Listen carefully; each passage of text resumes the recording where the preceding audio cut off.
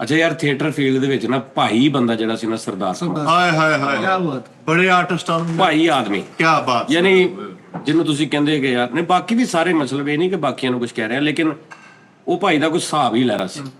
ਉਹਦੇ ਵਿੱਚ ਜ਼ਰਾ ਨਹੀਂ ਸੀ ਨਜ਼ਰ ਆਉਂਦਾ ਕਿ ਯਾਰ ਉਹ ਇਸ ਫੀਲਡ ਦਾ ਵਾ ਉਹਦੀ ਗੱਲਬਾਤ ਦੇ ਵਿੱਚ ਉਹਦੀ ਐਸਾ ਭਾਈ ਆਦਮੀ ਸੀ ਯਾਰ ਮੈਂ ਤੁਹਾਨੂੰ ਉਹਦਾ ਵਾਕਿਆ ਨਹੀਂ ਸੁਣਾਇਆ ਵੀ ਰਾਤ ਦੇ 2 ਵਜੇ ਮੈਨੂੰ ਕਹਿ ਰਿਹਾ ਸਵੇਰੇ 6 ਵਜੇ ਤੋਂ ਲਾਹੌਰੋਂ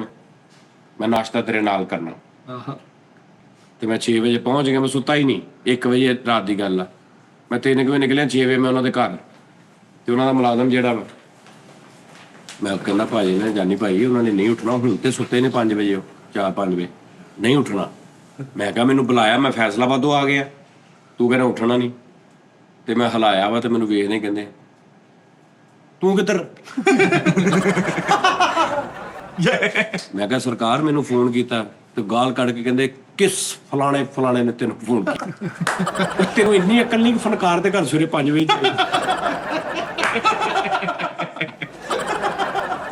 ਯਾਰ ਬਹੁਤ ਅੱਛੇ ਯਾਰ ਯਾਦ ਆ ਗਏ ਤੇ ਉਹ ਬਿੱਤੇ ਆਹੋ ਉਹ ਬਿੱਤੇ ਹਾਂ की ਮੈਂ ਕਿਹਾ ਚਲੋ ਉੱਠੋ ਨਾਸ਼ਤਾ ਕਰੋ ਫਿਰ ਅਸੀਂ ਨਾਸ਼ਤਾ ਕੀਤਾ ਫਿਰ ਉੱਠ ਗਏ ਫਿਰ ਨਾਸ਼ਤਾ ਕੀਤਾ ਬੈਠੇ ਰਹੇ ਫਿਰ ਤੇ ਵੀਰੇ ਅੱਜ ਤੋਂ ਬਾਅਦ ਮੈਂ ਤੈਨੂੰ ਸੌਣ ਲੱਗਿਆ ਰਾਤ ਨੂੰ ਕਦੀ ਵੀ ਕੁਝ ਕਵਾਂ ਨਾ वो ना बनी ਤੂੰ ਮੇਰੀ ਗੱਲ ਨਹੀਂ ਮੰਨ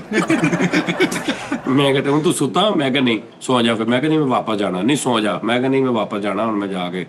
ਫਿਰ ਜਾਊਂਗਾ ਚੱਲ ਠੀਕ ਹੈ ਫਿਰ साजी इलियास साहब जुगतबाजी कॉमेडी एक अलग चीज है ਕੱਚ ਵੀ ਖਾ ਜਾਂਦੇ ਆ ਇਹ ਵੀ ਇਹਨਾਂ ਦੀ ਆਈਟਮ